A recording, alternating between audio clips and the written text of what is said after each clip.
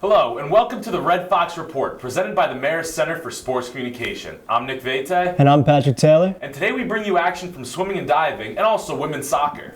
But we start with men's soccer, where they went on the road to face Rider in a rematch of last year's MAC championship. Both teams needing a win in this one to help their playoff hopes, Marist sitting just outside the top six.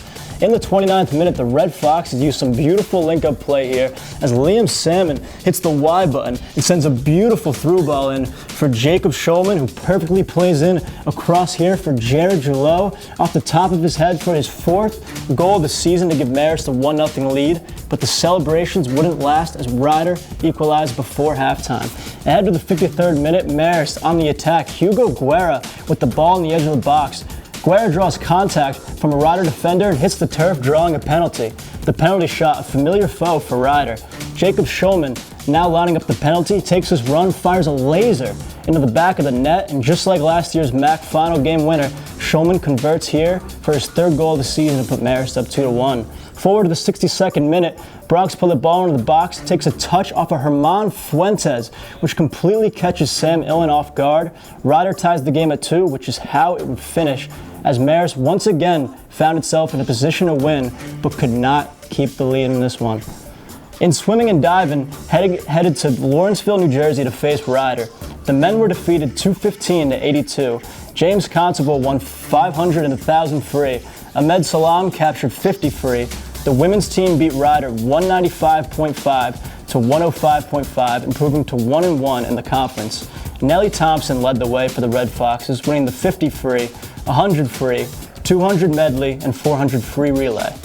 Sophia Swanson also swam on both victorious relay teams.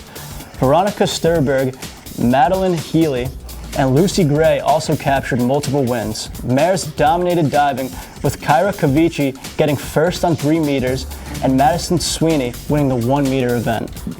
We move now to women's soccer as the Marist Red Foxes were looking to close out their season. They still had a chance to qualify for the MAC playoffs, but not without a lot of help from some of their rivals in other games. None of it would matter, though, unless they could pick up a victory against Niagara. We pick up the action in the 10th minute. Nicole Colantuno, who's been a force all season for Marist, has a golden opportunity, but can't convert as the shot goes off the post. In the 23rd minute now, the cross comes into the box. Bridget Dudzik heads home the goal. In the lower corner of the goal, she puts Marist up 1-0 in the first half. They would hold that lead through the remainder of the game, all the way through the second half. Natalie Kelchner is awarded the shutout with 6 saves on the day. Marist celebrates as they end their season on a high note with an opportunity to qualify for the MAC playoffs. But again, they had to have some results around the league go in their favor. And let's take a look now at this wild Wednesday that closed out women's soccer around the MAC. Mount St. Mary's lost to Quinnipiac. That resulted in them finishing the season with 9 points outside of playoff contention. Iona, they lost to Fairfield 4-1. That dropped the Gales down to 8th and out of playoff standings. Manhattan St. Peter's, this is where things get interesting now. They tied their game 2-2. That meant the Peacocks finished with 10 points on the season.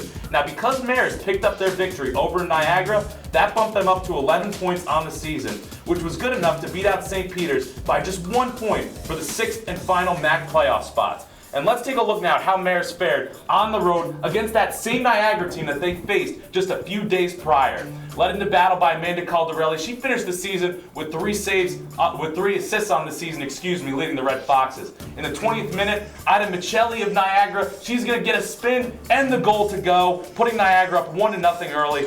Niagara, 5 shots in the first 10 minutes, really applied the pressure here. 4 minutes later, a free kick finds the head of Annie Ivy here, who comes on. It deflects off Kelchner's hands in for the goal. That's Ivy's 7th goal on the season for Niagara. With 5 minutes left in the half, another opportunity for Niagara. They get a header opportunity, but Sam Caldarelli is in the perfect spot at the perfect time. But unfortunately, it's still called the goal on the field. We'll take a look at the replay here as Sam Caldarelli was positioned at the goal line to make a great stop. She clears it out here from the goal line. Everything looks all good for Marist, but the call on the field was a goal for Niagara. They take the lead to 3-0 now.